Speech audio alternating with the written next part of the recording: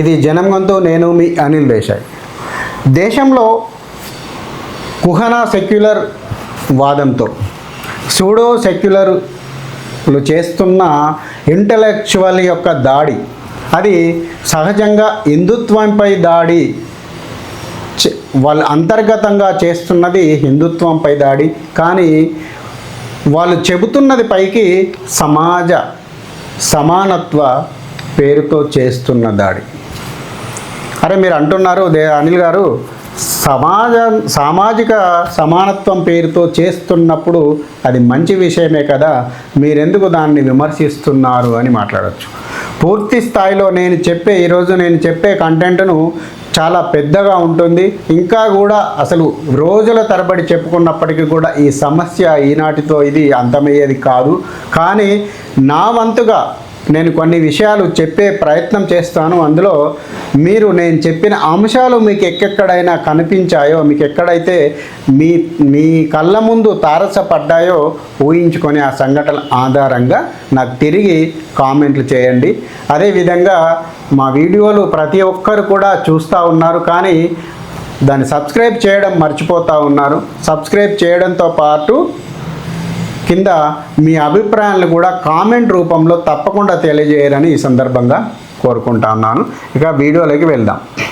ఈ pseudo secular వాదులేంటి, కుహనా మేధావులేంటి, కుహనా secular వాదులేంటి, హిందుత్వంపై దీనికి దాడి అని మీరు ఎలా మాట్లాడుతూ ఉంటారు అనిల్ గారని మీరు తప్పకుండా నన్ను ప్రశ్నిస్తారు. అయినప్పటికీ నేను మీకు చెబుతాను. దాదాపుగా నాకు వీలైనంత వరకు కొంతమంది పేర్లు కూడా చెబుతాను. మీరు వాళ్ళ యొక్క వ్యవహార శైలిని కనుక చూస్తున్నట్లయితే అది సమాజంలో మరి ఒక సమాజ ఉన్నతికి దారితీస్తుందా లేదా సమాజ విభజనకు దారితీస్తుందా అన్న అంశాలు మీరు చూసుకోవచ్చు. నేను ఒక్కొక్క పాయింట్ వైజ్గా మీకు చెబుతూ ఉంటాను. ముందుగా చిత్రలేఖనంతో పేరుతో కూడా దాడులు చేస్తూ ఉన్నారు మన మీద. చిత్రలేఖనం అంటే ఎలా అంటే కొన్ని చిత్రాలను గీసి, మీ ఉదాహరణకు ఎంఎఫ్ హుస్సేను హిందూ దేవీ దేవతలను నగ్నంగా చిత్రీకరించి, అంటే అవమానపరిచేలా చిత్రీకరించి దాన్ని మనపైకి ఒక రకంగా దాడి, చిత్రలేఖనం పేరుతో కూడా మనపైకి హిందుత్వంపై దాడి చేస్తూ ఉన్నారు. సహజంగా వీళ్ళందరూ కూడా అంటే కొంతమంది ఏమో ఇప్పుడు ఎంఎఫ్ హుస్సేన్ లాంటి వాళ్ళేమో నేను ఒక మతతత్వవాదంగా దాడి చేశాడు. కానీ అదే చిత్రలేఖనంలో కూడా, అంటే చిత్రలేఖనం ఒకటే కాదు, ఈ సూడో సెక్యులర్ వాదులు కూడా తాము సమాజానికి మంచి చేస్తున్నామనే భ్రమలో ఉండి హిందుత్వానికి, భారతదేశ విచ్ఛిన్నానికి ఎలా ద్రోహం చేస్తున్నారన్నది మీకు వీడియో మొత్తం చూస్తే అర్థమవుతుంది. దయచేసి జాగ్రత్తగా వీడియో మొత్తం వినండి. చిత్రలేఖనం పేరుతో కూడా ఉదాహరణకు ఈనాడులో కొన్ని ఇది సంగతి పేరుతో శ్రీధర్ లాంటి వాళ్ళు కొన్ని చిత్రాలను గీస్తూ ఉంటారు. ఆ చిత్రాల ఉద్దేశాలు ఎన్నడో ఒక చోట మన హిందువులను విభజించేలాగా, కలిపేలాగా కాదు, విభజించేలాగా, విమర్శించేలాగా మనకు కనబడుతూ ఉంటాయి. అంటే చిత్రలేఖనం పేరుతో కూడా, జర్నలిజం పేరుతో కూడా హిందుత్వాన్ని దాడి చేయడానికి చాలామంది సూడో సెక్యులరిస్టులు ప్రయత్నిస్తూ ఉన్నారు. ఉదాహరణకు మనము తులసి చందు లేదా సి వనజ లాంటి వాళ్ళ యొక్క వీడియోలను కనుక మనం చూస్తున్నట్లయితే అది హిందుత్వంపైకి అంతర్గతంగా, బాహ్యంగా కనబడకున్నా కూడా అంతర్గతంగా హిందుత్వంపై దాడిగా మనము వాళ్ళ యొక్క వీడియో సరళిని చూస్తే, మొత్తం వీడియోలన్నీ వాళ్ళ కంటెంట్ కనుక గమనిస్తే అది హిందుత్వంపైకి దాడి కంపల్సరీ దారితీస్తూ ఉంటుంది. అదేవిధంగా సామాజిక విశ్లేషణ పేరుతో విశ్లేషకులు వీరు సామాజికంగా మేము సమాజంలో ఇది జరుగుతూ ఉంది, అది జరుగుతూ ఉంది, అలా ఉండాలి, ఇలా ఉండాలి అని చెప్పి మాట్లాడుతూ ఉంటారు. ఉదాహరణకు మనకు ఈ ప్రొఫెసర్ నాగేశ్వరరావు లాంటి వారు ఈ సామాజిక విశ్లేషకుల పేరు మీద కూడా దాడి, మన హిందుత్వంపైకి దాడిగా మనం మాట్లాడుకోవచ్చు. అదేవిధంగా సమాజ అభివృద్ధి కోసం సామాజిక సంస్థలు కూడా ఏర్పాటు చేశాము అని చెప్పి కొన్ని సంస్థలు కూడా నడుపుతూ సమాజాన్ని విచ్ఛిన్నం చేయడానికి ఈ సూడో సెక్యులరిస్టులు ప్రయత్నిస్తూ ఉన్నారు. అదేవిధంగా స్త్రీవాదం పేరుతో కూడా కొంతమంది సెక్యులరిస్టులు మాట్లాడుతూ ఉంటారు. ఉదాహరణకు దేవి లాంటి వాళ్ళు స్త్రీవాదం పేరుతో మన హిందుత్వంపైకి తెలియకుండానే మనపై దాడి చేస్తారు. అదేవిధంగా పెట్టుబడిదారీ విధాన వ్యతిరేకత, అంటే పెట్టుబడిదారీ అనేటోడు ఉండొద్దు. పెట్టుబడిదారీ ఉండకపోతే మరి వ్యవస్థలు ఎలా నడుస్తాయి, ఆదాయం ఎలా సముపార్జిస్తుంది, ఆర్థికంగా అందరూ ఎలా పనిచేస్తారు? ఈ దేశంలో ప్రతి ఒక్కడు వ్యవసాయం చేసినాక వ్యవసాయానికి సరిపోయేంత భూమి ఎక్కడ ఉంటుంది, ఎవడిస్తాడు? మరి అడవులే నశించింత అందరూ వ్యవసాయం చేసేసి మొత్తం భూమిని కల్టివేషన్ చేసేస్తే అడవులు ఎలా వస్తాయి? అది చివరికి ఇప్పుడు ఏదైతే సౌదీ అరేబియా లాంటి ఎడారి ప్రాంతాల్లాగా మన దేశము కాదా? ఇదేది అవసరం లేదు వీళ్ళకు. కానీ పెట్టుబడిదారీ విధానాల వ్యతిరేకత మీద మాత్రం మాట్లాడుతూ ఉంటారు. అదేవిధంగా కుల సంఘర్షణ పేరుతో, కుల సంఘర్షణలో కూడా కులాల మధ్య అంతరాలను కూడా వీళ్ళు ఎత్తి చూపుతూ మాట్లాడుతూ ఉంటారు. వీళ్ళు మాట్లాడే కనుక మనం అట్రాక్ట్ అయితే మనం కొట్టుకోవడం తథ్యం. ఉదాహరణకు ఇప్పుడు మనము నిన్న చూసాం, మార్వాడి గో బ్యాక్ అనే యొక్క మనం ట్యాగ్లైన్ చూసాం. అంటే దీన్ని చివరికి ఇద్దరు వ్యక్తుల మధ్యన జరిగిన దాడిని కుల దాడిగా చిత్రీకరించి, కుల సంఘర్షణగా చిత్రీకరించి మొత్తం దేశమంతా మార్వాడి గో బ్యాక్ అనేలాగా ఒక నెరేటివ్ను బిల్డ్ చేయడానికి ఈ కుల సంఘర్షణ కూడా వాళ్ళకు ఒక పాయింట్ ఉపయోగపడింది. అదేవిధంగా మత సంఘర్షణ పేరుతో, వాస్తవంగా ఈ దేశం హిందూ దేశం అయినప్పటికీ కూడా దాదాపు 800 సంవత్సరాలు మొఘలులు పరిపాలించి కొంతవరకు ఈ ప్రాంతాన్ని ఇస్లాంమయం చేయగలిగినా కూడా ఇస్లామిస్టులు, ఇస్లాంగా మారిన వ్యక్తులు కూడా ఎప్పుడు కూడా హిందుత్వంతో కొట్లాటలు పెట్టుకోలే. కానీ ఎవరో కొంతమంది కుహనా మతతత్వవాదులు లేదా పూర్తి మతతత్వవాదులు హిందుత్వాన్ని ఎలా అనగదొక్కాలా, ఎలా దాన్ని కింది స్థాయికి పడగొట్టాలనే ఆలోచనతో కూడా మత సంఘర్షణ పేరుతో కూడా ప్రయత్నించారు. వాళ్ళ ప్రయత్నాల కంటే ఎక్కువగా కూడా వీళ్ళు హిందువుల హక్కుల కంటే ఎక్కువగా ముస్లింలపై దాడులు జరుగుతున్నాయి అంటూ ఈ నయా సూడో సెక్యులరిస్టులు మాట్లాడుతూ ఉంటారు. అది కూడా మనం గ్రహించుకోవాల్సిన అవసరం ఉంది. అదేవిధంగా స్త్రీ స్వేచ్ఛ పేరుతో, ఇప్పుడు మనం ఇందాకనే చెప్పుకున్నాం, దేవి లాంటి వాళ్ళు స్త్రీ స్వేచ్ఛ పేరుతో ఎక్కువగా మాట్లాడుతూ ఉంటారు. మీరు ఆమె మాటలను కనుక గమనిస్తే మనకు అర్థమవుతుంది. ఆమె ఏమంటుందంటే, ఒక స్త్రీ రోడ్డు మీద బట్టలు లేకుండా వెళ్ళినప్పటికీ కూడా అది చూస్తున్న మగవాడిదే తప్పు అని మాట్లాడుతూ ఉంటుంది. అంటే దాని అర్థము ఆమె అంటే అక్కడ విప్పి తిరగడం ఆమె హక్కుగా ఆమె భావిస్తూ ఉంటుంది. మరి ఇది ఒక స్త్రీని గౌరవించే దేశంలో స్త్రీని అశ్లీలంగా వెళుతుంది, అశ్లీల పద్ధతి కరెక్ట్ కాదు అనే వాదన ఆమె మాట్లాడదు. ఆమె హక్కుగా ఆమె బట్టలు వేసుకోకపోవడము ఆమె హక్కుగా ఆమె మాట్లాడుతూ ఉంటుంది. చాలా వీడియోలు మనం గమనించవచ్చు. అది ఆమె విజ్ఞతగా వదిలేద్దాం. కాకపోతే ఏంటంటే ఇలాంటి నరేటివ్ బిల్డింగ్ను మనం అర్థం చేసుకోవాల్సిన అవసరం ఉంది. అదేవిధంగా స్త్రీ వస్త్రధారణ పేరుతో కూడా ఇందాక మనం మాట్లాడుకున్నాం, స్త్రీ వస్త్రధారణ పేరుతో కూడా మనపై దాడి జరుగుతూ ఉంది. అదేవిధంగా మహిళా హక్కుల పేరుతో, ఉదాహరణకు మనం POW సంధ్యను కనుక తీసుకున్నట్లయితే ఆమె ఎక్కువగా మహిళా హక్కుల మీద మాట్లాడుతూ ఉంటుంది. మరి మహిళా హక్కులు ఏం సాధించింది అంటే గుండు సున్నా ఉంటుంది. కాకపోతే మాత్రం మాట్లాడి ఒక హిందూ సమాజంలో మహిళలకు హక్కులు లేవు. వాస్తవంగా మన దేశంలో హిందూ స్త్రీ అని అంటేనే పూజనీయమైన వ్యక్తి, ఎత్ర దేవతా స్త్రీ. నాకు సంస్కృతం రాకపోవచ్చు అంతగా, కాకపోతే ఏంటంటే ఎక్కడ స్త్రీలు పూజింపబడతారో అక్కడ దేవతలు నివసిస్తారు అనే మన పెద్దలు చెప్పిన సూత్రము మనకు వెనకటి నుంచి, అంటే దాదాపు వేలాది సంవత్సరాలుగా అనుసరిస్తున్న సనాతన ధర్మం మన భారతదేశం. కానీ ఆమె మాట్లాడుతూ ఉంటుంది మహిళా హక్కుల పేరుతో, మహిళలను విభజించే యొక్క నరేటివ్ను బిల్డ్ చేయడానికి వాళ్ళు మాట్లాడుతూ ఉంటారు. అదేవిధంగా సామాజిక పాటల పేరుతో ఈ మధ్యలో కొత్తగా తయారయ్యారు. ఇప్పుడు నిన్న మనం మాట్లాడాం సామాజిక పది, నేను పాట రాశాను. ఇప్పుడు గోరేటి రమేష్ అతను నిన్న ఒక పాట రాశాడు. ఆ పాటతోటి వెంటనే ఏమైంది, ఒక మార్వాడి గో బ్యాక్ అనే ఉద్యమానికి ఆయన దానికి అగ్గి పోసినట్టుగా ఒక పాట రూపంలో కల్చరల్ రూపంలో దాన్ని బయటికి తీసుకువచ్చి జనాల్ని మా పాట మంచిగా ఉంది కదా అని చెప్పి పాట పాడుకుంటే దాని అంతరార్థం ఏంటిది? సమాజ విభజన. ఈ మార్వాడీలకు మనకు వీళ్ళంతా భారతీయులే కదా, కాకపోతే అందరు హిందువులే కాబట్టి వీళ్ళని విడదీయాలంటే ఇలాంటి పాటలు, ఆ పాట పాడంగానే ఏమైంది, దేశంలో కొంతమంది, తెలంగాణలో కొంతమంది వ్యక్తులు దూరమై దీన్ని మార్వాడి గో బ్యాక్ అనే విధంగా ఒక నరేటివ్ను బిల్డ్ చేసుకొని వాడెవడో పరాయోడు మనం మాత్రం ఇక్కడ వాళ్ళమే అనే విధంగా వీడు దాన్ని ఒక పాట రూపకంగా కూడా మన దగ్గర ఒక నెగిటివ్ విభజనను మొదలుపెట్టాడు. సామాజిక రచయితల పేరుతో అంటే సమాజాన్ని కలపడానికి రచయితలు పనిచేయాలి. సమాజంలో హెచ్చుతగ్గులు ఈ భూమి ఈ కోస నుంచి ఆ కోసకు ఎంత దూరం ఉందో, ఎంత దూరం మనుషులు నివసిస్తున్నారో, ప్రతి మనిషిలో సంఘంలో ఎక్కడ మనిషి ఉన్నా కూడా మనిషికి అంతరం ఖచ్చితంగా ఉంటుంది.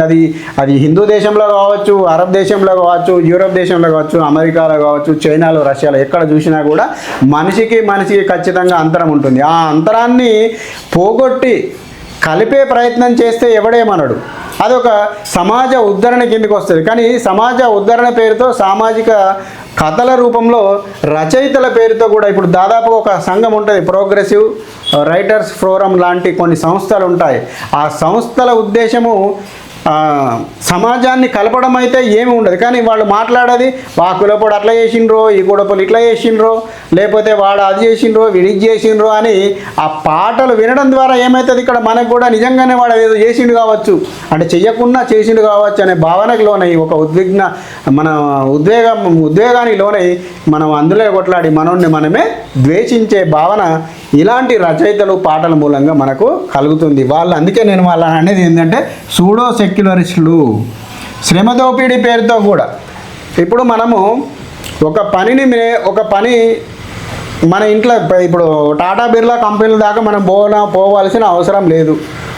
ఒక శ్రమ దోపిడీ అంటే ఇప్పుడు మన తెలంగాణలో ఒక రోజువారీ కూలీని భవన నిర్మాణం కోసం తీసుకొచ్చుకుందామంటే మినిమము 1000 రూపాయలు ఇయ్యంది రాడు. మరి అదే భవన నిర్మాణ కార్మికుడిని, మరి ఇదంతా భారతదేశమే కదా, ఈ భారతదేశంలో కనుక వెళితే మరి దేశమంతా 1000 రూపాయలు ఉంటుందా?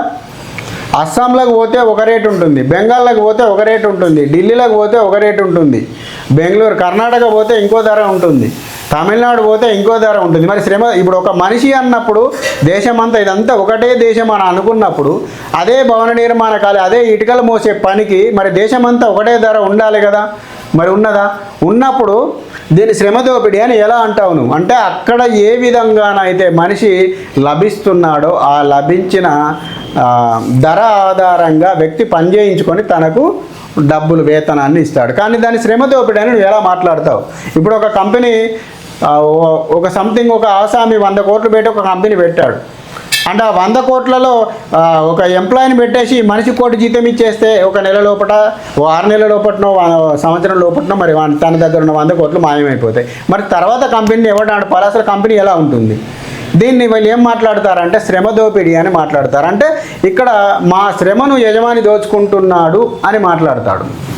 అది ఎంతవరకు న్యాయము, ఎంతవరకు అసంబద్ధం అనేది అక్కడున్న యజమాని కార్మికుల మధ్య ఉన్న ఒప్పందాల ఆధారంగా కనబడుతుంది తప్ప బయట వ్యక్తి వచ్చి, మూడో వ్యక్తి వచ్చి తనకు ఈ యొక్క ఒప్పందాన్ని నువ్వు రద్దుపరుస్తున్నావు అని మాట్లాడడం కూడా మన దగ్గర ఒక రకమైన దోపిడీ విధానాన్ని, లేని దోపిడీ పేరుతో, సామాజిక దోపిడీ పేరుతో కూడా కులాల మధ్య కూడా చిచ్చు పెడుతూ ఇప్పుడు వీళ్ళు ఆ కులమోడు అట్లా చేసిండు, ఈ కులమోడు ఇట్లా చేసిండు, బ్రాహ్మణులు మొత్తం సమాజాన్ని దోపిడీ చేసారు. ఇప్పుడు మన కంచాయిలే రాస్తాడు సామాజిక దోపిడీ అనే అంశం కంచాయిలకు ఖచ్చితంగా వర్తిస్తుంది. ఎందుకు అని అంటే కంచయ్య మన ఏం రాశాడు, కోమటోళ్ళు సామాజిక స్మగ్లర్లు అని రాశాడు.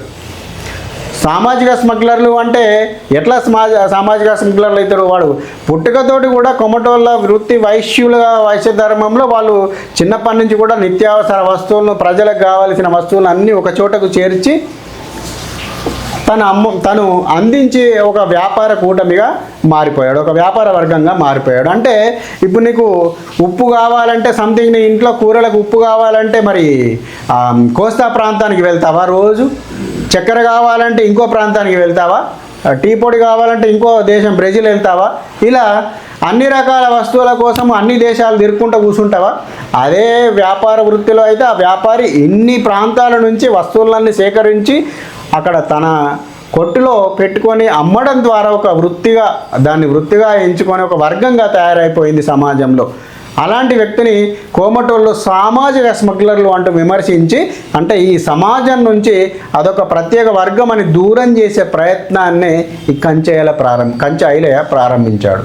అదేవిధంగా రెడ్డిలు, ఇప్పుడు పుల్లారెడ్డి స్వీట్స్, రెడ్డి స్వీట్స్ అంటే రెడ్డిలు వెనకటి నుంచి స్వీట్లు తయారు చేసుకుంటూ కూర్చున్నారా? రెడ్డిలు అంటే వెనకటి నుంచి కూడా శ్రమ చేసేవాళ్ళు, సైన్యంలో వంతుగా ముఖ్య పాత్ర పోషించి ముందట నిలబడి ఏదన్నా సంఘటనలకు భయపడలాంటి యుద్ధాల లాంటి వాతావరణంలో రెడ్డిలు ముందట నిలబడి ఎవరైతే ధైర్యంగా నిలబడి ఆ యొక్క సమస్యని ఎదుర్కొన్నారో వాళ్ళే రాను రాను కాలంలో రెడ్డిలుగా మిగిలిపోయారు. అలాంటి రెడ్డిలను ఇవాళ విభజించి, అంటే రెడ్డిలను ఈ సామాజిక వర్గం నుంచి దూరం చేసే విధంగా పుల్లారెడ్డి స్వీట్లు పెట్టాడు కాబట్టి ఆయన షాపు ముందర నువ్వు గుడి కట్టి నువ్వు మటనమ్ము, నువ్వు అదే ప్రసాదంగా చెయ్యి అనుకుంటూ విమర్శిస్తూ ఉన్నాడు. దీంట్లో ఎవడో ఒకడు ఆలోచనలకు కంచేయలే లాంటి ఆలోచనలకు ఆకర్షితుడైన వ్యక్తి అటువైపే వెళ్ళేది నిజమే కావచ్చు, మన భారతదేశంలో ఇలాంటి నిజంగా కావచ్చు అని చెప్పి అనుకునే ప్రమాదం లేకపోలేదు. అదే సామాజిక దోపిడీ కూడా ఇదే.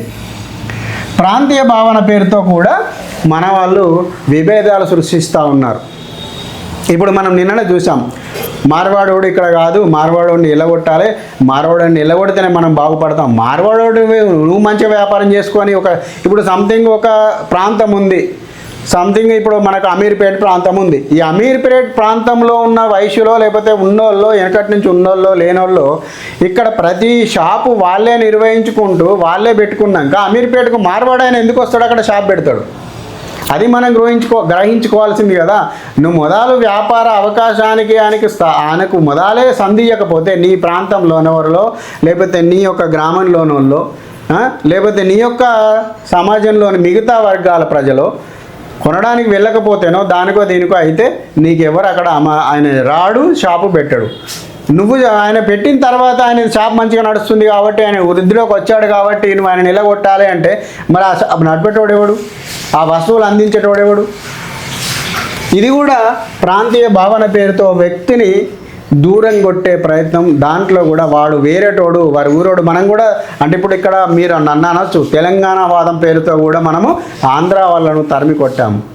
కాకపోతే తెలంగాణ వాదం పేరుతో కూడా ఇది కూడా ఒక రకంగా ప్రాంతీయ వాదం కిందకే వస్తుంది. కానీ దీంట్లో ఉన్న అర్థం వేరు. ఇప్పుడు ఈ ప్రాంతీయ భావనతో మనుషులను విడగొట్టే అర్థం వేరు. అది కూడా మనం సూక్ష్మంగా గ్రహించాల్సిన అవసరం ఉంటుంది. నలుపు తెలుపు పేరుతో కూడా ఇప్పుడు నార్త్ సైడ్ వాళ్ళు కొంచెం తెల్లగా ఉంటారు, మన దక్షిణ ప్రాంతానికి వస్తూ ఉంటే కొంచెం నలుపు రంగులో ఉంటారు. నార్త్లో కూడా అందరూ తెల్లగా ఉంటారు. మళ్ళీ అది కూడా మనం గ్రహించుకోవాల్సిన అవసరము.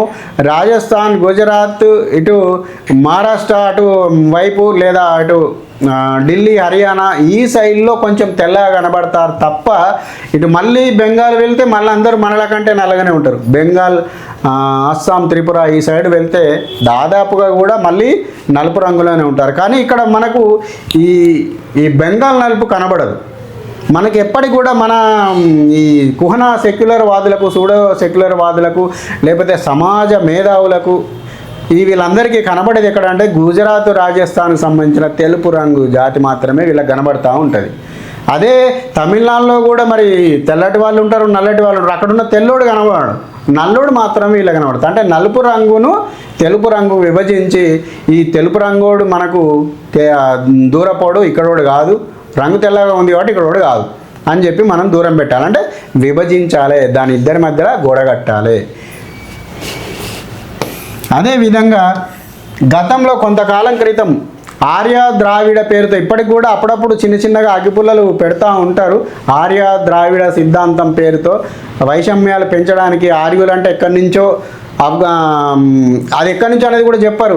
మరి 800 సంవత్సరాలు ఇస్లామిస్టులు, తురుష్కులు ఈ ప్రాంతాన్ని పీడన చేసి దోసుకొని మనల్ని పీల్చి పిప్పి చేసి మెడ మీద కత్తిపెట్టి ఒక్కొక్కరిని ఎదురు తిరిగిన ప్రతి ఒక్కరిని చంపి వాళ్ళ తలలు కోట గుమ్మాలకు లేదా 3 బజార్ల కాడ వేలాడదీసిన సంఘటనలు ఎన్నున్నా కూడా అవి మాట్లాడరు. కానీ ఆర్యులు అనేవాడు లేకున్నా కూడా ఆర్యులు అనే వాళ్ళు ఇక్కడ కాదు, ఎక్కడి నుంచో వచ్చిరు, వాళ్ళు తెల్లగా ఉంటారు. ఇగో ఇది మనం నల్లగా ఉంటాం, భారతదేశం వల్ల ఉన్నంత నల్లగా ఉంటాము. ఈ ఆర్యులు అనేటోడు తెల్లగా ఉంటాడు, వీడు బ్రాహ్మణుడు ఎక్కడి నుంచో వచ్చిండు అని చెప్పి కదిర కృష్ణ లాంటి వాళ్ళు మాట్లాడుతూ ఉంటారు. అంటే వీళ్ళందరూ కూడా ఒకరికొకరికి సంబంధము ఉన్నదా అంటే ఉందనుకోవచ్చు, లేదంటే లేదనుకోవచ్చు. కానీ వీళ్ళు బిల్డ్ చేసే నరేటివ్ యొక్క భావన మాత్రానికి మూలము మొత్తానికైతే ఒక సూడో సెక్యులరిజం. ఆల్రెడీ అంబేద్కర్ గారు కూడా దాని మీద చెప్పారు. అసలు ఆర్య ద్రవిడ సిద్ధాంతమే ఫాల్స్ సిద్ధాంతం అని అంబేద్కర్ గారే ఏనాడో చెప్పారు. ఆ అంబేద్కర్ గారు చెప్పినప్పటికీ కూడా వీళ్ళు అప్పుడప్పుడు దీన్ని మాట్లాడుతూ తవ్వుతూ దాన్ని ముడ్డిలోంచి వాసన చూస్తూనే ఉంటారు వీళ్ళు. అదేవిధంగా ప్రభుత్వ వ్యతిరేకత పేరుతో ప్రభుత్వాన్ని దాదాపుగా చాలా ప్రభుత్వాలు, ఏ ప్రభుత్వం అయినా, అది కాంగ్రెస్ కావచ్చు, బీజేపీ కావచ్చు, కమ్యూనిస్ట్ కావచ్చు, ఆఖరికి వస్తే తీవ్రవాద సంస్థ ప్రభుత్వ అధికారంలోకి వచ్చినా కూడా కొంత ఒక 10% అన్నా ప్రజలకు న్యాయం చేయాలనే ఆలోచనతోటే పనిచేస్తూ ఉంటాయి, అది ఏ ప్రభుత్వం అయినా. కానీ ఇక్కడ వీళ్ళు ఏం మాట్లాడుతూ ఉంటారంటే అది ఏ ప్రభుత్వాన్ని కానివ్వండి, ఇప్పుడు ఇవాళ ఏ ప్రభుత్వం అయితే అధికారంలో ఉందో ఆ అధికారంలో ఉన్న ప్రభుత్వాన్ని విమర్శిస్తూ వాళ్ళతో అంటగాగుతారు, అన్ని చేస్తారు, చాటుకు రాత్రిపూట పోయి మాట్లాడుకుంటారు, పనులు తెచ్చుకుంటారు, దాని ద్వారా లబ్ధి పొందుతారు.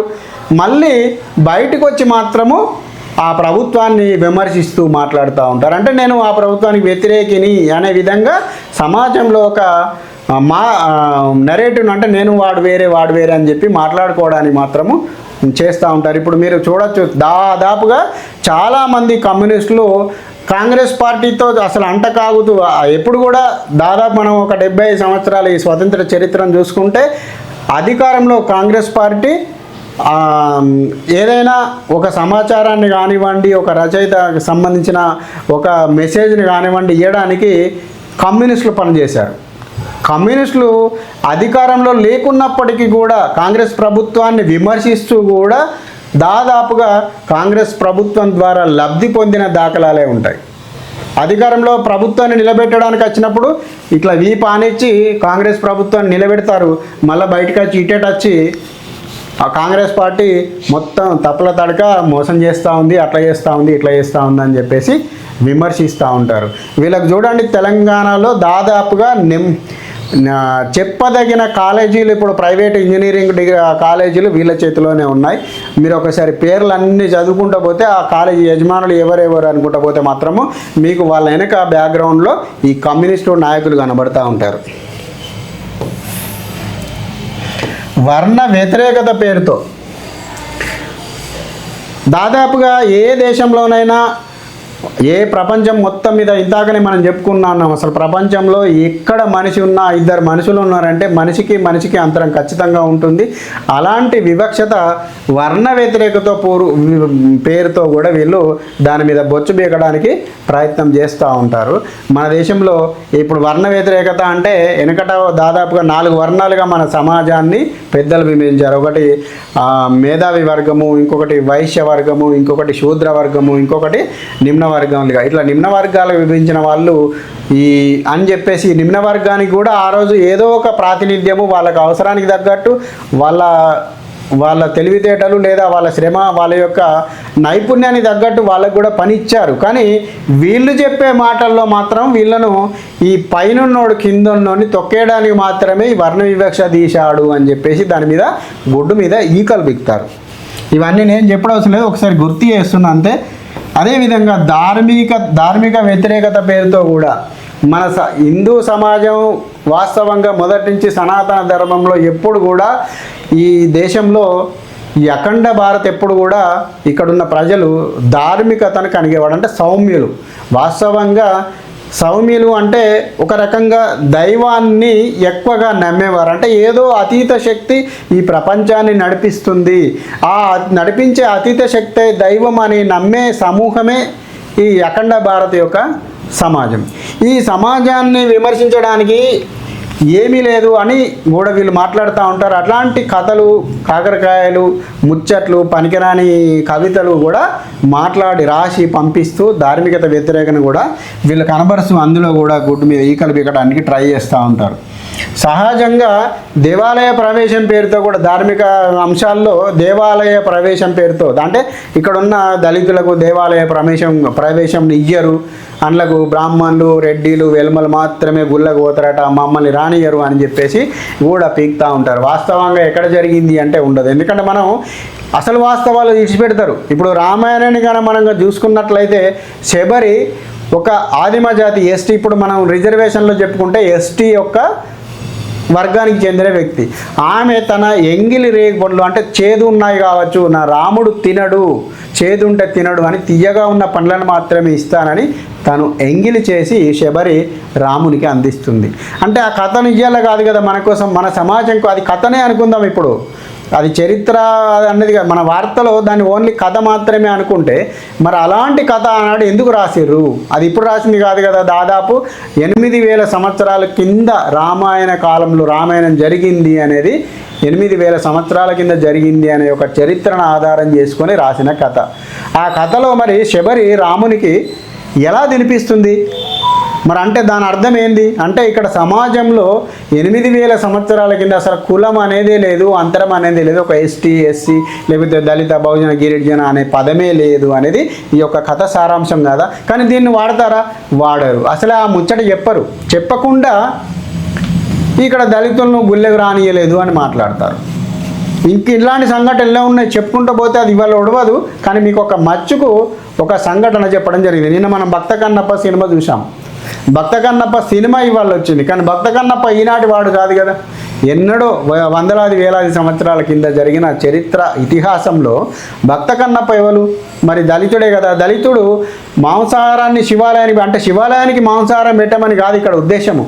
కానీ తను మాంసం అమ్ముకునే కటిక వ్యాపారి, కటిక కులస్తుడైన అతను కటికకు సంబంధించిన వృత్తి చేసుకునే ఒక వ్యక్తి శివుణ్ణి మొదట నమ్మకుండా తర్వాత అతన్ని ఆరాధించాడు అని చెప్పడానికి అతన్ని ఆహారంగా పెట్టి కావలించుకున్నాడు. అంటే ఇక్కడ దాని అర్థము భగవంతుడికి అందరూ సమానమే అనేది అర్థం చెప్పడానికి ఆ రోజు మనకు ఉపయోగించిన దాంట్లో దేవుడు లేడనుకుందాం. మనం ఈ వార్తలో దేవుడు లేడనుకుందాం, కానీ కథలో చెప్పిండు అంటే దాని అర్థం ఏంది? ఆ చరిత్రలో ఈ యొక్క భక్త కన్నప్పను ఆదరించడం ద్వారా అంటే భగవంతునికి ఏ కులము మతము ఉండదు అని చెప్పడానికి కదా. కానీ ఇది వీళ్ళు మాట్లాడరు. అదే ఇలాంటి కొన్ని ఈకలు బీకే కథలు. విగ్రహారాధన పేరుతో కూడా అంటే హిందువులు విగ్రహారాధన చేస్తారు, రాయికి రప్పకు మొక్కుతారు, ఎక్కడ పడితే అక్కడ మొక్కుతారు, చెట్టుకు మొక్కుతారు, చేటుకు మొక్కుతారు. మనము ఏదైనా అది ఒక సల్మాన్ ఖాన్ సంథింగ్ ఏదో హిందీ సినిమాలో అతను ఒక చూపిస్తాడు, మన హిందుత్వాన్ని వ్యతిరేకంగా చూపిస్తాడు. ఓ చెట్టు కింద చూడు హిందువులు ఎంత పిచ్చి గొర్రెలో నేను నిరూపిస్తా చూడు అని చెప్పేసి అక్కడ ఒక రాయి పెట్టి రాయి మీద మంచిగా నోట్లో పాన్ వేసుకొని ఆ రాయి మీద ఉంచి దాని మీద ఇంత పసుపు అదొకటి ఇదొకటి వేసేసి దాని మీద ఇక చూడంటాడు. అంటే ఇక వచ్చిపోయేటంతా ఎర్రగా కుంకుమ రంగులో కనబడ్డది కాబట్టి దేవుడు అని చెప్పి మొక్కుతూ ఉంటారు. వచ్చిన వాళ్ళు దండం పెట్టుకొని లోపలికి పోతారు. ఇక్కడ నువ్వు ఏం చేసినావు అన్నది కాదు ముఖ్యం, కానీ అక్కడ దీన్ని ఏం మాట్లాడతాడు అంటే ఈయననేమో ఆయన రాయికి రప్పకు మొక్కిందని చూపించడానికి మాత్రమే ఇక్కడ దాన్ని వ్యంగ్యంగా చూపించడం జరిగింది. కానీ లోతుల్లోకి వెళ్తే అసలు వాస్తవం ఏంటిది? అది పూజించదగింది కాదా మన వాళ్ళు ఒక దైవ రూపకంగా ఆలోచించి దానికి దండం పెట్టుకుంటూ వెళ్ళారు తప్ప దాన్ని రాయి అని మాట్లాడారా? కానీ వీడు రాయి అంటాడు దాన్ని. అంటే మనసులోని ఉన్న భావన ఏ రకంగా ఏ కళ్ళతో చూస్తే ఎర్ర కళ్ళతో చూస్తే ఎర్ర కనబడుతుంది, పచ్చ కళ్ళతో చూస్తే పచ్చ కనబడుతుంది. అదే ఇక్కడ వీళ్ళు ఎర్ర కళ్ళతో చూసుకుంటూ సమాజాన్ని విచ్ఛిన్నం చేయడానికి అంతరం పెంచడానికి ఈ విధంగా నరేటివ్లు బిల్డ్ చేస్తూ మన మీద వెళ్తూ ఉన్నారు.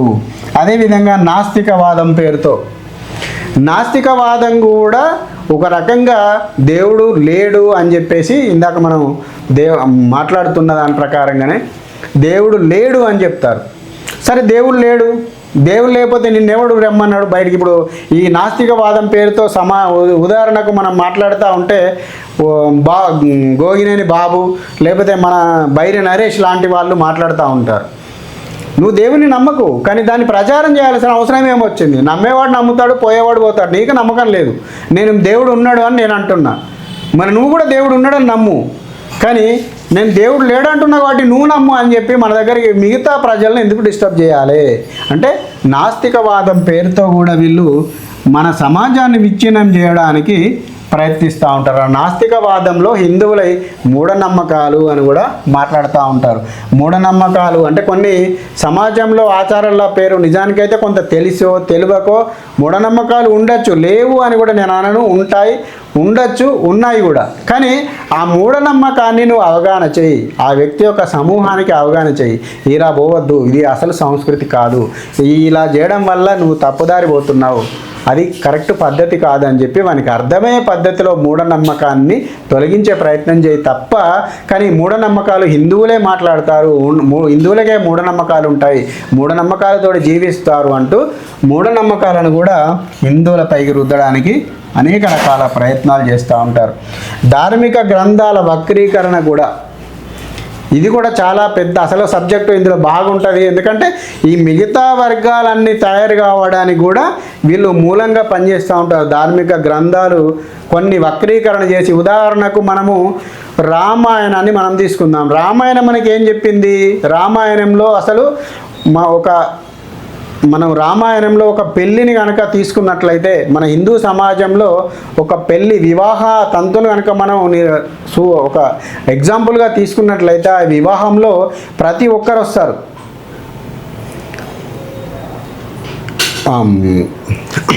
రామాయణాన్ని కనుక మనం తీసుకున్నట్లయితే, రామాయణంలో మనకేం చెప్తుంది? ఒక తండ్రి ఎలా ఉండాలి, ఒక భార్య ఎలా ఉండాలి, ఒక కొడుకు ఎలా ఉండాలి, ఒక కొడుకు ఎలా ఉండాలి, ఒక రాజు ఎలా ఉండాలి అనేది రామాయణం మనకు పూర్తిగా వివరిస్తుంది. రామాయణంలో రాముడు ఈ తండ్రికి ఇచ్చిన మాటకు, ఇటు ప్రజలకు ఇచ్చిన మాటకు, ఇటు స్నేహితులకు ఇచ్చిన మాటకు, ఇవన్నిటికీ కూడా కట్టుబడి ఇచ్చిన మాట జవదాటని ఒక యువరాజుగా, కొడుకుగా, తండ్రిగా, భర్తగా ఇన్ని పాత్రలు మనకు అక్కడ కనిపిస్తాయి. కానీ ఈ అంశాలన్నీ వదిలిపెట్టేసి, ఉదాహరణకు రంగనాయకమ్మ లాంటి ఇలాంటి సూడో సెక్యులర్ వాదులు వాళ్ళ మాటలు నమ్మి ఎవడైతే వీళ్ళను మన సమాజాన్ని విచ్ఛిన్నం చేయాలి అని చెప్పేసి తలుచుకొని వీళ్ళకు ఇవి చేశారో, నూరిపోసారో, ఈ రంగనాయకమ్మ లాంటి వాళ్ళు ఏం రాశారు అంటే, రామాయణ విషవృక్షము. రామాయణాన్ని ఎర్ర కళ్ళద్దాలతో, ఎర్ర భూతద్దం పెట్టి అందులో బుక్కలు వెతికి మరి ఈమె రాసిన క్రతము ధార్మిక గ్రంథాల వక్రీకరణ. అంటే మన ధార్మిక గ్రంథాలు, రామాయణం వాస్తవంగా అందులో 99% మనకు మంచి కనబడుతుంది. కానీ ఆ కనబడని 1% చెడును ఈ రామాయణ విషవృక్షంలోకి తీసుకొని ఆమె మన సమాజాన్ని విచ్ఛిన్నం చేయడానికి ఒక గ్రంథం రాసిపెట్టింది. అలాంటి గ్రంథాలు వేలాది గ్రంథాలు ఉన్నాయి. కానీ ఉదాహరణకు ఇక్కడ మనం ఒక గ్రంథాన్ని మాత్రమే చెప్పడం జరిగింది. ఇలా మన ధార్మిక గ్రంథాలను కూడా వక్రీకరిస్తూ వీళ్ళు మన సమాజంలో మన యొక్క ఆలోచనను మరల్చి వాళ్ళ ఈ సమాజ విచ్ఛిన్నానికి దారి తీసేలా వీళ్ళ ప్రయత్నాలు చేస్తూ ఉండడానికి ధార్మిక గ్రంథాల వక్రీకరణ కూడా ఒకటి. విప్లవం పేరుతో కూడా చేస్తారు. ఇంకా ఆఖరుకు విప్లవం పేరుతో అంటే, విప్లవం ఇప్పుడు సంథింగ్ మనకు సమాజంలో అన్యాయం జరుగుతుంది కాబట్టి మనం పోరాడాలి, మనము పలానోడు మనల్ని మోసం చేశాడు కాబట్టి మనం పోరాడావు. కానీ ఏ పద్ధతిలో పోరాడు? సక్రమమైన పద్ధతిలో పోరాడు. తనకు ఎవడైతే అన్యాయం చేశాడో ఆ అన్యాయం చేసిన వ్యక్తికి ఏం చేస్తే, అన్నా ఇలా అన్యాయం చేశాడు, మరి పలానా వ్యక్తిని ఇలా మాట్లాడండి, కలవండి, చెయ్యండి అని చెప్పేసి ఓ నలుగురు పంచాయతో, కోర్టో సంథింగ్ అప్పుడు మనకు ఏ విధమైన వనరులు ఉన్నాయో ఆ వనరులను ఉపయోగించుకొని అక్కడికి వెళ్ళి పనిచేస్తే సక్రమమైన పద్ధతి అవుతుంది. కానీ వీళ్ళు పద్ధతి, ఎవడైతే నీకు నష్టం చేశాడో వాడిని తుపాకీ పెట్టు, వాడిని చంపే అంటే ఇలా చంపుకుంటూ పోతే ఎందరిని చంపుకుంటూ పోతావు? ఎంతమందిని చంపుకుంటూ పోతావు? వాడు ఇప్పుడు నువ్వు ఎవరినైతే చంపావో వాని కొడుకులు, బిడ్డలు, వాని మనవలు ఉంటారు, వాళ్ళు మళ్ళీ నిన్ను చంపుతారు, మాయం చంపిండని. వీడిని చంపుకుంటూ పోతూనే ఉంటారు. సమాజంలో ఏం మిగులుతుంది ఆఖరికి? ఇలాంటి హింస అనేది విప్లవం పేరుతో కూడా సమాజంలో శత్రుత్వాన్ని పెంచడానికి ఉపయోగించిన అంశం కూడా మనకిడ కనబడుతూ ఉంటాయి. అదేవిధంగా నకిలీ వస్తువులు కూడా, ఇప్పుడు మనము నకిలీ వస్తువులు కూడా మనం చూస్తూ ఉంటాం. నకిలీ వస్తువులు అడ్డుకోవడానికి ఇప్పుడు మార్వాడీలు మార్వాడి ఒకటే అమ్ముతున్నాడు నకిలీ వస్తువులు. మన ఊరి కొమటాయన కూడా నకిలీ వస్తువులు అమ్ముతున్నాడు. మన ఊరి గౌన్లో అయినా కూడా కల్తీ కళ్ళు పోస్తూ ఉన్నాడు. అందులో చాకరీని కలిపి విపరీతంగా అజ్జేసి కూడా చాకరీను, నీళ్లు, పౌడరు, మన్ను, మసానం కలిపి కూడా మన గౌడు కూడా కల్తీ కళ్ళు పోస్తూ ఉన్నాడు. మరి దాన్ని మాట్లాడు. అదేవిధంగా అంటే ఇక్కడ విమర్శిస్తున్నాను కాదు, కాకపోతే ఏంటంటే నకిలీని అరికట్టుకునే విధానము వేరేగా ఉంటుంది, దాని మీద పోరాటం చేయాల్సిందే. కానీ దానికోసం ఒక వ్యవస్థను, ఇప్పుడు గౌన్లైన ఒక వ్యక్తి గౌడు కల్తీ కళ్ళు పోసిండని గౌన్ల కులాన్నే విమర్శించొద్దు అనేది నా వాదన. ఇది అదేవిధంగా ఒక కొమటాయన కల్తీ ఒక సంబంధించిన నకిలీ వస్తువును తన దుకాణంలో అమ్మాడు కాబట్టి మొత్తం కులాన్నే విమర్శించొద్దు అనేది నా వాదన. కానీ వీళ్ళే మాట్లాడతారు, ఇప్పుడు మార్వాడీలు నకిలీ వస్తువులు అమ్మిరు కాబట్టి మార్వాడీల్ని దేశంలోకి, ఇక్కడ మన తెలంగాణ ప్రాంతాలకి వెళ్ళాలి అనేది వీళ్ళు మాట్లాడుతూ ఉంటారు. అంటే ఇక్కడ ప్రతి ఒక్క అంశాన్ని వీళ్ళు ఎలా వాడుకుంటున్నారు అనేది చెప్పడానికి నా యొక్క ఈ వీడియో ఉద్దేశం. అదేవిధంగా సామాజిక ఆచారాల వ్యతిరేకత పేరుతో కూడా ఇందాక మనం చెప్పుకున్నాం, మూఢనమ్మకాలు అనే అంశాల్లో కూడా వీళ్ళు మాట్లాడుతూ ఉంటారు. ఈ మూఢనమ్మకాల్లో అనేక రకాల అంశాలు ఉంటాయి. ఆ అంశాల్లో అనేక రకాలు కూడా మాట్లాడుతూ ఉంటారు. మూఢనమ్మకాలను వ్యతిరేకించు, ఆ మూఢనమ్మకాలను ఎలా వ్యతిరేకించాలి, ఎలా దూరం పెట్టాలి అన్నది ఆలోచించాలి. కుల వివక్ష పేరుతో, కుల వివక్ష ఇవాళ ఇప్పుడు మనం ఇందాక దేవాలయ ప్రవేశం అనే ఒక అంశాన్ని తీసుకొని మాట్లాడడం అట్లాంటిదే. కుల వివక్ష కూడా ఇంకా దానికంటే ప్రమాదకరమైన అస్త్రం వాళ్ళ చేతిలో, ఇది వాళ్ళ చేతిలో కుల వివక్ష ఉంది. వాస్తవంగా ఇందాక మనం రామాయణం అంటాం, మనం హిందూ వివాహ చట్టాన్ని మనము ఉదాహరణకు తీసుకుందాం. మన హిందువుల ఒక వివాహ తంతు కార్యక్రమాన్ని తీసుకుందాం. మనం హిందూ వివాహ తంతులో, హిందూ వివాహంలో అది రెడ్డి ఇంట్లో పెళ్ళి కానీ, వైశ్యుని ఇంట్లో పెళ్ళి కానీ, బ్రాహ్మణుని ఇంట్లో పెళ్ళి కానీ, ఆఖరికి వస్తే ఒక బీసీ ఇంట్లో పెళ్ళి కానీ, ఎవరింట్లో పెళ్ళి అయినా కూడా వివాహం అయినప్పటికీ కూడా అందులో చాకలైన వచ్చి దానికి సంబంధించిన పెళ్ళి ముగ్గు పోస్తాడు. మంగళైన వచ్చి మైలపోలు తీస్తాడు. ఆ మైలపోలు తీయంది అసలు పెళ్లి కొడుకును తయారు చేయడు, పెళ్లి పిల్లని తయారు చేయరు. అదేవిధంగా హౌస్లైన వచ్చి పుస్తే మట్టెలు తయారు చేసి ఇస్తాడు. ఒక దర్జీ వచ్చి బట్టలు దానికి సంబంధించిన షేర్వాని కుట్టిస్తాడు. ఒక పద్మశాలి అతను వచ్చి బట్టలు ఇస్తాడు, చీర, పట్టు చీర లాంటి వస్త్రాలను అందిస్తాడు. కుమ్మరాయన కూరాడి కుండను అందిస్తాడు. మా మేదర ఆయన దానికి సంబంధించిన పెళ్లి పందిరి వేస్తాడు. అదేవిధంగా ఒక మాదిగ కులానికి సంబంధించిన వ్యక్తి వచ్చి చెప్పులు, వివాహ తంతులో తను ఇచ్చే బాధ్యతగా చెప్పులు అందిస్తాడు. అంటే ఇట్లా దాదాపు ఒక 14 రకాల కంటే ఎక్కువ కులాలు ఒక వివాహంలో ముడిపడి ఉన్నాయి. అంటే ఈ 14 రకాల కులాలు, మనం 14 అనుకుందాం కానీ ఎక్కువ ఉండొచ్చు, కానీ ఆ 14 రకాల కులాల వివాహ తంతు ద్వారా అక్కడ తమ జీవన విధానాన్ని ఎంచుకున్నట్లే కదా, ఒక ఆదాయాన్ని పొందినట్లే కదా.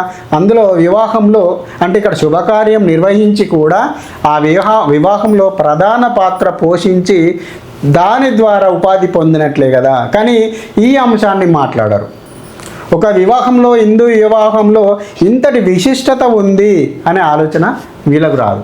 ఎంతసేపటికి అరే మాదిగాని ఎప్పటికి చెప్పుకుంటుడేనా, శాలైన ఎప్పటికి బట్టలమ్ముడేనా, కుమ్మరుడు ఎప్పటికి కుండలమ్ముడేనా, ఈ రకంగా నరేటివ్ బిల్డ్ చేస్తూ మాట్లాడుతూ ఉంటారు.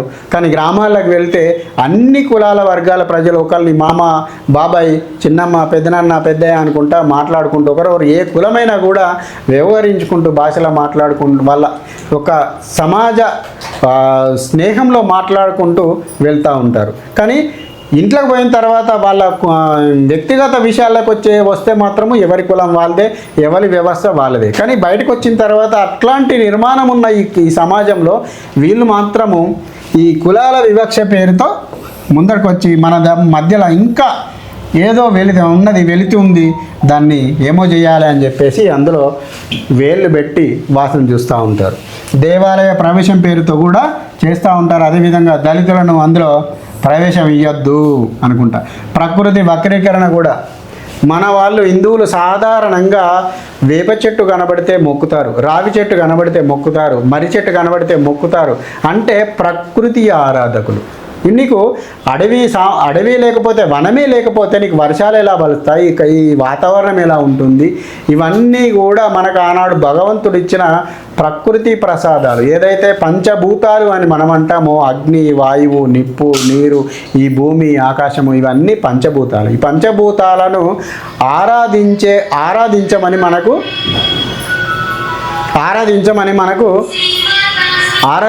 మనకు ఆ రోజు మన పెద్దలు చెప్పారు. కాబట్టి మన హిందూ ధర్మాన్ని, సనాతన ధర్మాన్ని పాటిస్తున్న ప్రతి ఒక్కరు కూడా పంచభూతాలను ఆరాధిస్తూ ప్రకృతి ప్రేమికులుగా, చెట్లను పుట్టలను ఆరాధించే వ్యక్తులుగా మనకు కనబడతారు. కానీ దాంట్లో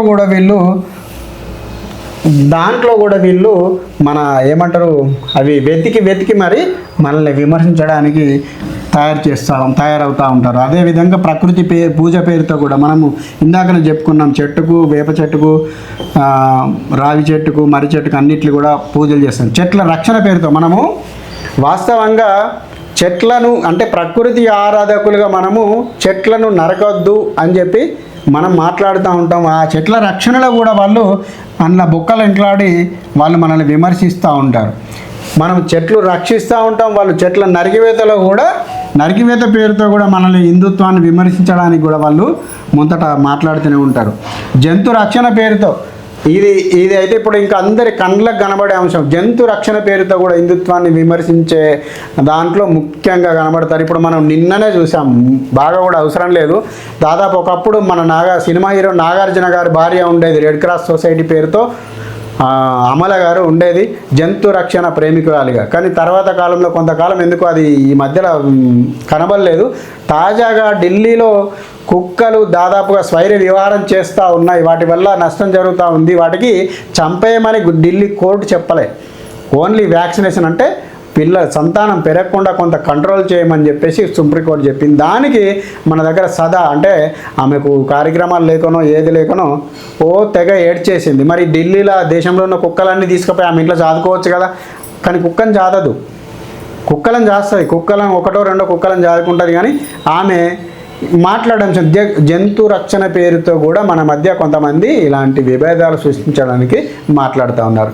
ఇదే కుక్కను రక్షించమని కొట్లాడిన ఈమె ఆవును రక్షించమని మాత్రం అడగదు. మరి ఆవును ఈ కోట్లాది హిందువులందరూ కూడా దైవత్వంగా పూజిస్తారు. మరి ఇది జంతువే కదా. కంచాయిల లాంటి వాడు ఆవు నాకు దేవత కాదు, నాకు ఆవు ఆహారము, నాకు బర్రె దేవత అని కంచాయిలయ్య మాట్లాడతాడు. అంటే ఇలాంటి సూడో సెక్యులర్ వదిలే మాటలకు కొంతమంది వాళ్ళ ప్రలోభాల్లో పడి నిజంగానే సమాజంలో అంతరాలను వెతుక్కుంటూ వెళ్ళి సమాజ విచ్ఛిన్నానికి కారణమవుతారు. అదేవిధంగా జంతు రక్షణ పేరుతో కూడా ఇలాంటి వ్యతిరేకత, జంతు వధ పేరుతో కూడా, జంతు రక్షణలో జంతు వధ పేరుతో కూడా మాట్లాడతాడు. ఇప్పుడు కంచేయాలి ఏమంటాడంటే, నేను ఆవును భుజిస్తాను, ఆవును ఆహారము అంటాడు. అంటే ఆవును వీళ్ళందరూ హిందువులందరూ దేవతగా పూజిస్తారు కాబట్టి దీనికి వ్యతిరేకంగా ఆవును ఆహారము. మన బర్రెను దాదాపుగా బర్రెను పాలు పిండుకుంటాం, కానీ అది దేవుడా అదా ఇదా అని దయ్యమా అని ఏం మాట్లాడము. కానీ తను ఏమంటాడు అంటే, బర్రెనా దేవత, నేను బర్రెను పూజిస్తా అని మాట్లాడతాను. అంటే దాని అర్థము ఇక్కడ హిందుత్వాన్ని విమర్శించడానికి పెడార్థాలు తీసి సమాజంలో కొంత విచ్ఛిన్నత తయారు చేయడానికి వీళ్ళు ఊహిస్తున్న పేరుతో, ఆహారం పేరుతో కూడా అనేక రకాలుగా మన మీద కంటెంట్ తయారు చేసి మన పైకి వదిలి హిందుత్వాన్ని దూరం చేయడానికి ప్రయత్నిస్తూ ఉంటారు. సినిమాల పేరుతో కూడా చాలా సినిమాల్లో చూసాం మనం. చాలా సినిమాలు ఇప్పుడిప్పుడు అంటే కొంత ఈ 2-3 సంవత్సరాల్లో, ఈ 5-6 సంవత్సరాల్లో కొంత హిందూ జాగృతి లేదా భారతదేశాన్ని ఏకం చేసే కొన్ని సినిమాలు మాత్రమే వచ్చాయి. కానీ చాలా వరకు సినిమాల్లో ఆధిపత్యం అంతా కూడా కమ్యూనిస్టులదే. ఆ కమ్యూనిస్టుల సినిమా పేరుతో కూడా కులం పేరుతోనో మతం పేరుతోనో సంథింగ్ ఏదో ఒక పేరుతోనో సమాజ విచ్ఛిన్నానికి ఉపయోగపడే కంటెంట్ తయారు చేసి సమాజం మీదకి వదిలిన వాళ్ళే.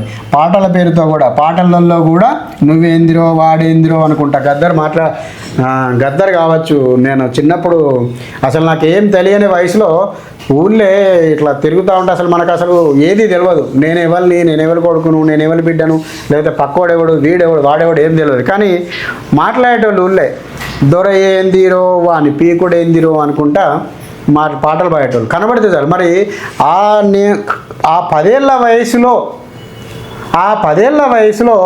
ఈ దొర ఏందిరో వాని పీకుడేందిరో పాట ఎంత సమాజంలో ప్రభావం చూపించిందో మనం ఇప్పుడు దాన్ని అర్థం చేసుకుంటే అర్థమవుతుంది. వాడు వచ్చి ఇప్పుడు దాదాపుగా దొరచ్చి వీడిని ఏం పీకిండు, దొరాని నిన్ను ఎవడు విలుమన్నాడు, నువ్వని కూడా ఇప్పుడు ఆంధ్ర సైడ్ నుంచి ఇక్కడికి వచ్చిన వాళ్ళంతా ఏం చెప్పుకుంటారు, వెనక కొసకు రావు అని తలకి పెట్టుకుంటారు. తెలంగాణ నుంచి ఆంధ్రాకు వెళ్ళిన వాళ్ళు ఏం పెట్టుకుంటారు, వాడు ఏ కులస్తుడైనా రెడ్డి అని కులం పెట్టుకొని తిరుగుతూ ఉంటారు.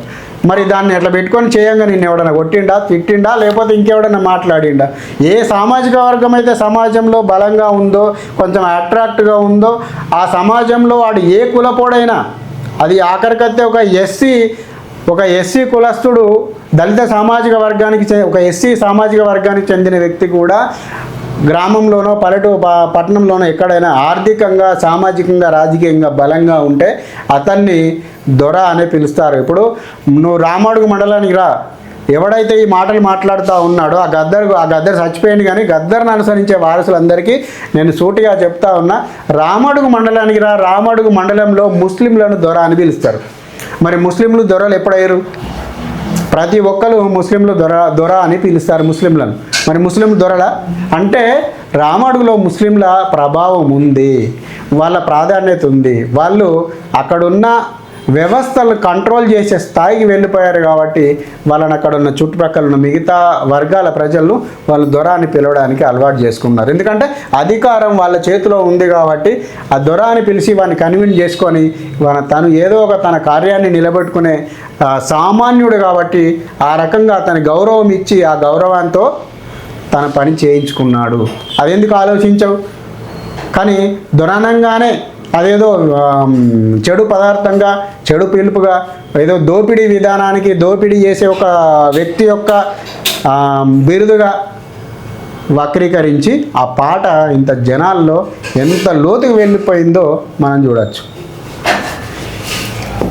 జెండర్ పేరుతో కూడా, కులం పేరుతో, మతం పేరుతో అసలు వాస్తవంగా ఈ ప్రపంచంలో వాళ్ళకు దొరకని అంశం లేదు. జెండర్ పేరుతో కూడా, మగ ఆడ పేరుతో కూడా వాళ్ళు వివక్షలు, పురుషాధిక్యత పేరుతో కూడా, ఇప్పుడు ఇది సమాజం పురుషాధిక్యత సమాజము, మహిళలు లేరు అని చెప్పి మహిళలకు మనం ఇంటింటికి వంటగదికే పరిమితం చేసిరు, నీచ అణగదొక్కుతారు మహిళల్ని, స్త్రీ పురుషుల్ని అణగదొక్కుతారు పురుషాధిక్యత సమాజం అనుకుంటూ వీళ్ళు వేదికల మీద మాట్లాడుతూ ఉంటారు. వాస్తవంగా మన దేశంలో మనం ముందుగా కూడా చెప్పుకున్నాం, మనం స్త్రీ ఎక్కడ పూజింపబడుతుందో అలాంటి దేశం మనది అని. అదేవిధంగా స్త్రీలు మన దేశంలో ఎన్నో వర్గాలు, ఎన్నో రంగాల్లో, ఝాన్సీ లక్ష్మీబాయి కావచ్చు, ఇంకా ఆమె పేరు చెప్పుకుంటూ పోతే ఇట్లా వందలాది వేలాది మహిళలు మనకు కనబడుతూ ఉంటారు. కానీ వాళ్ళను వదిలేసి కేవలం పురుషాధిక్యత సమాజం అని చెప్పి విమర్శించి మనల్ని మాట్లాడుతూ ఉంటారు. ఇది పర్యావరణం పేరుతో కూడా హిందువులు పర్యావరణాన్ని హాని చేస్తారని చెప్పి మాట్లాడుతూ ఉంటారు. హిందువులు హానికారకులు కాదు. వాస్తవంగా లోతుగా కనుక వెళ్తే ఇప్పుడు నిన్నటి నుంచి మనకు వినాయక చవితి పండుగ స్టార్ట్ అయింది. వినాయక చవితిలో దాదాపు వినాయకుని పూజలో 21 పత్రాలను ఉపయోగిస్తారు. ఆ 21 పత్రాలను అన్ని కనుక వాస్తవంగా తెంపి ఆ చెరువులో కనుక వేస్తే ఆ చెరువులో బ్యాక్టీరియా లాంటి విష పురుగులు, విష క్రిమి కీటకాలన్నీ కూడా ఒక సంయోగం ఏర్పడి, పత్రాల ఆకుల మూలంగా సంయోగం ఏర్పడి క్రిమి కీటకాలు నశించి ఆ చెరువులోని నీరు త్రాగడానికి ఉపయోగించగలిగే మంచి స్వచ్ఛమైన నీరుగా మారుతుంది. అదే ఈ యొక్క పండుగలోని విశిష్టత. కానీ దీన్ని మాత్రం మనోళ్ళు ఆకులు తెంపి అన్లేసిరు, ఈకలు తెంపి ఇండ్లేసిరు అని చెప్పి దాని మీద ఈకలు బిగడానికి ట్రై చేస్తారు తప్ప దాంట్లో లోతుగా దాని అర్థాన్ని మాత్రము అర్థం చేసుకోరు. కాలుష్యం పేరుతో ఇప్పుడు మనం ఆకులేస్తే కాలుష్యం అవుతుంది అని వాళ్ళు మాట్లాడతారు. కానీ వాస్తవంగా జరిగేది ఏంది? ఆకులేస్తే అక్కడ శుద్ధి జరుగుతుంది. అదేవిధంగా ఇంకొకటి కూడా జరుగుతుంది. కాలుష్యం పేరుతో కూడా మనము దీపావళి పండుగ నిర్వహించుకున్న దీపావళి పండుగలో బాణసంచా కాలుస్తూ ఉంటాం. మన దీపావళి పండుగలో కాల్చుకునే బాణసంచా వల్ల కాలుష్యం పెరుగుతుందని చెప్పేసి వీళ్ళు ప్రచారం చేస్తూ ఉంటారు. కానీ వీళ్ళు 25 డిసెంబర్లో ప్రపంచవ్యాప్తంగా పేల్చే బాణసంచాలు మాత్రము కాలుష్యం రాదు. కేవలం హిందువులు దీపావళి పండుగ వేర్చే పటాకల్లో కాలుష్యం వస్తాయి. ఇలాంటి కాలుష్యం పేరుతో కూడా అనేక రకాలుగా ఫ్యాక్టరీలు కూడా అడ్డుకున్న సంఘటనలు మనం చూసాం. ఇండస్ట్రీ లేదనే పేరుతో కూడా వీళ్ళు దేశాన్ని విమర్శిస్తూ ఉంటారు, హిందుత్వాన్ని విమర్శిస్తూ ఉంటారు. అదేవిధంగా ఇండస్ట్రీ లేదనే పేరుతోటి విమర్శిస్తారు, మళ్ళీ వీళ్ళే ఇండస్ట్రీ వద్దని అక్కడ లేదు అంటారు, అక్కడ ఇండస్ట్రీ పెడదామని పోతే అక్కడ వద్ద అంటారు. ఉదాహరణకు టాటా నానో కార్ల ఫ్యాక్టరీని మొదట పశ్చిమ బెంగాల్లో పెట్టడానికి అక్కడ ఇండస్ట్రీ లేదు కాబట్టి ఇండస్ట్రీ కేంద్రం అక్కడికి రానివ్వడం లేదు, మా పశ్చిమ బెంగాల్ను చిన్న చూపు చూస్తోంది కేంద్ర ప్రభుత్వం, మాకు ఒక్క ఇండస్ట్రీ కూడా లేదు అని చెప్పి పెద్ద ఉద్యమాన్ని తీశారు. ఉద్యమాన్ని తీసినందుకు కేంద్ర ప్రభుత్వం, అప్పుడున్నది కాంగ్రెస్ ప్రభుత్వమే, కాంగ్రెస్ ఉన్నప్పుడే ఈ టాటా నానో కార్లు అక్కడ పోయింది. ఈ టాటా నానో కార్ల ఫ్యాక్టరీని పశ్చిమ బెంగాల్లో పెట్టడానికి తను వెళ్ళాడు. కానీ జరిగింది ఏంది, ఆ టాటా నానో కార్ల ఫ్యాక్టరీని అక్కడి నుంచి తీసేసేదాకా మమతా బెనర్జీ పెద్ద ఉద్యమం చేసింది. అంటే ఇక్కడ ఇండస్ట్రీ లేదని మాట్లాడేది వాళ్ళే, ఇండస్ట్రీ వద్దని మాట్లాడేది కూడా వాళ్ళే. ఆఖరికి వస్తే టాటా నానో కంపెనీ గుజరాత్ వెళ్ళిపోయి అక్కడ గుజరాత్లో పెట్టుకున్నాడు, మంచిగా పెట్టుకున్నాడు. నక్సలిజం పేరుతో కూడా నక్సలిజం పట్ల యువత ఇవన్నీ చెప్పి ఆఖరికి వస్తే ఎక్కడికి తీసుకుపోతారంటే నక్సలిజం జోలి, నక్సలైట్లకు అనుసంధానంగా వీళ్ళందరినీ తయారు చేసి వీళ్ళ మెదళ్లను ఆ రకంగా మారిపోయిన తర్వాత వీళ్ళ చేతికి తుపాకిచ్చి అడవుల్లోకి పంపి నక్సలిజం పేరుతో కూడా అదే మనిషికి చేతికి ఇచ్చి వాడెవడో అన్యాయం చేసిండని చెప్పేసి మాట్లాడతాం. ఈ నక్సలిజం యొక్క ఉద్యమంకు మూలం కూడా ఆర్థిక సమానత్వం పేరుతో, అంటే ఈ ప్రపంచంలో నువ్వు ఏ దేశం అన్నవో ఎక్కడికన్నవో ఆ ఉన్న జనాభాలో 2% దగ్గర కోట్లాది సంపద ఉంటే మిగతా ఇంకొక 3% వరకు అంటే కొంత ఒక రకంగా ఆర్థికంగా బలవంతులుగానే కనబడతారు. అంటే దాదాపుగా మొత్తంగా ఓవరాల్గా ఒక 5% జనాభా ఆర్థికంగా బలవంతులుగా కనబడతారు. మిగతా 95%లో ఒక 50% మామూలుగా ఏదో ఆర్థికంగా కొంచెం ఇబ్బందులు లేని జీవితం, మధ్యతర జీవితం గడుపుతారు. ఇంకొక 40% వరకు పూర్తిగా పేదలుగా ఉంటారు. అది ఏ దేశం పోయినా కానీ మనకు అదే చరిత్ర, అదే సంఖ్య కనబడుతుంది. మన దేశంలో కూడా అదే సంఖ్య కనబడుతుంది. కాకపోతే ఒకప్పుడు ఆర్థికంగా కొన్ని 1000-2000 సంవత్సరాల కింద ఇక్కడ కొంచెం ఆర్థికంగా కనబడేది. ఎందుకు అంటే దాని అర్థం ఇప్పుడు మన శ్రీకృష్ణదేవరాయల కాలంలో మనం ఇప్పటికీ చదువుకుంటూ ఉంటాం. శ్రీకృష్ణదేవరాయని కాలంలో వీధుల్లో రత్నాలను రాసులుగా పోసి అమ్ముకున్న చరిత్ర మనది అని చెప్పి మన చరిత్ర చెబుతూ ఉంటుంది. అంటే అలాంటి చరిత్ర నుంచి ఇవాళ మనం ఇంతటి కొంచెం బీదరికంలోకి వెళ్ళడానికి కారణం కూడా కొన్ని వచ్చిన తదనంతర కాలంలో వచ్చిన ప్రభుత్వాలు కావచ్చు, రాజ్యాలు కావచ్చు, రాజుల పరిపాలన కావచ్చు, ఏదైనా అవన్నీ మనకు ఆర్థిక అసమానతలు తీసుకొచ్చాయి. ఇలాంటి ఆర్థిక సమానత్వం పేరుతో కూడా వీళ్ళు మనుషుల్లో విభేదాలు సృష్టించి, సామాజిక సమానత్వం పేరుతో కూడా విభేదాలు సృష్టించి, అంటే సామాజికంగా కూడా ఇప్పుడు ఒక రకంగా ఇప్పుడు మనం కుల వివక్ష లాంటిది, ఇది కూడా సమాజంలో సమానత్వం పేరుతో కూడా వీళ్ళు ఆర్టికల్స్ లేదా ఒక ఆలోచనలను ప్రజల మెదళ్ళలో చొప్పించి ఒక నెరేటివ్ను బిల్డ్ చేస్తూ ఉంటారు. అదేవిధంగా సామాజిక సమస్యల్లో కూడా వీళ్ళు వేళ్ళు పెట్టి ఆ సామాజిక సమస్యల్ని కూడా, అక్కడున్న సమస్యను కూడా అక్కడికక్కడే ఓడగొట్టే ప్రయత్నం కాకుండా దాన్ని విశ్వవ్యాప్తం చేయాలి, మొత్తం అందరికీ అంటించాలి అనే ఆలోచనతో కూడా వీళ్ళు పనిచేస్తూ ఉంటారు. సామాజిక సేవ పేరుతో కూడా వీళ్ళు ఒక రకమైన గ్యాంగ్ తయారు చేసి నెరేటివ్ బిల్డ్ చేయడానికి ఆ సామాజిక సేవలో కూడా కొంత నెగిటివ్ వాతావరణం లేదా నెగిటివ్ విషయాలను చొప్పించి వాళ్ళు మనల్ని ఏదో చేయడానికి చూస్తూ ఉంటారు. విద్య పేరుతో కూడా మనం చూసాం, ఎప్పుడైతే బ్రిటిష్ వారు మన దేశానికి వచ్చి వాళ్ళ క్రిస్టియానిటీని ఇంప్లిమెంట్ చేయడానికి ఇక్కడ కష్టపడ్డారో ఆ సందర్భంలో వాళ్ళు మెక్కాలే అనే ఒక విద్యావేత్త ఇక్కడున్న సంస్కృతి సాంప్రదాయాలను నాశనం చేస్తే తప్ప మనము వాళ్ళని గెలవలేము అంటూ మెకాలే విధాన్నే మనం ఇప్పుడు మెకాలే విద్యా విధానం అంటాం. అంటే ఇప్పుడున్న ఈ వివక్షలు, ఈ అంతరాలు, ఇవన్నీ రావడానికి కారణం కూడా అలాంటి విద్య అని మనం అనుకోవచ్చు. అలాంటి విద్యను చిన్ననాటి నుండే వీళ్ళకి అందించడం ద్వారా సమాజంలో సహజంగా వాళ్ళు పెరిగి పెద్ద అయిన తర్వాత కూడా ఈ సమాజంలో వాడు అట్లా వీడిట్లా, ఆ దొర అట్లా చేసిండు, లేకపోతే ఈ బ్రాహ్మణాన్ని ఇట్లా చేసిండు, ఆ కొమటాయన అట్లా చేసిండు లాంటి మనస్తత్వాన్ని ఏర్పరచుకొని తను ముందడి పోతాడు. వాటి విద్య పేరుతో కూడా మన దేశాన్ని, మన యొక్క సంస్కృతిని చేయడానికి తయారు చేశారు. అదేవిధంగా విజ్ఞానం పేరుతో కూడా, ఉదాహరణకు జన విజ్ఞానం వేదిక అనేది ఒక సంస్థ ఉంటుంది. ఆ జన విజ్ఞానం వేదిక పేరు మీద మూఢనమ్మకాలు అవి ఇవి కొన్ని మంచివి కూడా ఉండొచ్చు అందులో, కానీ 75%, 70-80% వరకు హిందూ సమాజాన్ని విచ్ఛిన్నం చేసే యొక్క ఆలోచననే అందులో ఉంటుంది. మిగతా 25% సెక్యులర్గా కనబడుతూ నేను అందరినీ విమర్శిస్తున్నాను, నేను ఎవరిని ఏమనడం లేను అని అంటాడు. కానీ 80% దాని అంతిమ అస్త్ర ప్రయోగం హిందుత్వం మీదనే కనబడతాయి. అదేవిధంగా నృత్యం, డ్యాన్స్ పేరుతో కూడా, డ్యాన్స్ అంటే మన దగ్గర వాస్తవంగా మన దేశపు నృత్యము కల్చరల్ యాక్టివిటీస్లో ఇప్పుడు మనం సాంప్రదాయ నృత్యాలు కావచ్చు, కూచిపూడి నృత్యం కావచ్చు, భరతనాట్యం కావచ్చు, ఇవి ఒక రకంగా మంచి ఒక భావనను లేదా ఒక సమాజాన్ని కలిపే అన్ని రకాల హావభావాలు నవరసాలను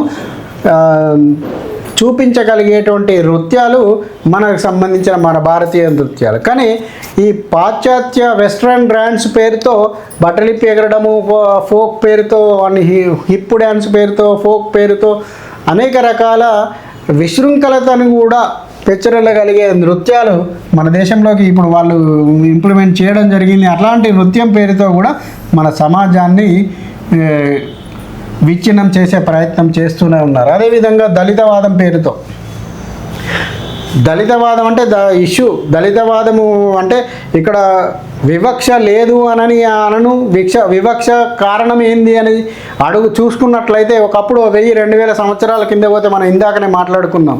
హిందూ సమాజంలో ఒక పెళ్ళిని కనుక తీసుకుంటే ఆ పెళ్ళిలో ఎలాంటి వివక్ష లేదు. కానీ రాను రాను ఈ దళితులపై వివక్ష పెరిగింది అంటే దాని అర్థము 8 సంవత్సరాలు ఇస్లామిక్ పాలనలో, 200 సంవత్సరాలు ఇంగ్లీష్ వాడి పాలనలో గడిపిన ఈ రాజ్యాలు వీళ్ళందరూ కూడా మన సమాజంలో తమ ప్రభుత్వాలను, తమ రాజ్యాలను నిలబెట్టుకోవడానికి, అధికారాన్ని నిలబెట్టుకోవడానికి ఇక్కడ పెంచి పోషించారు. ఎవడైతే తెలివి కలవాడు ఉన్నాడో వాన్ని అగ్రస్థానంలో కూర్చుండబెట్టి మిగతా వాళ్ళను వదిలేయడం ద్వారా మిగతా వాళ్ళను అనగదొక్కడం ద్వారా ఈ కుల వివక్షను చెప్పగానే పెంచి పోషించాడు. వీన్ని ఈ తెలివి కలవాడు ఎవడైతే ఉన్నాడో వీన్ని నువ్వు ఆహా ఓహో నువ్వు ఇట్లా నువ్వు అట్లా అని చెప్పి వాడిని చంకలేసుకొని మిగతా వర్గాలను దూరం చేసే ప్రయత్నం చేయడం ద్వారా అదే అలాగే సమాజంలో ఇంప్లిమెంట్ అవుతూ ప్రజల నోళ్ళలో కూడా ఈ దళితులపై వివక్ష అనేది కొనసాగుతుంది.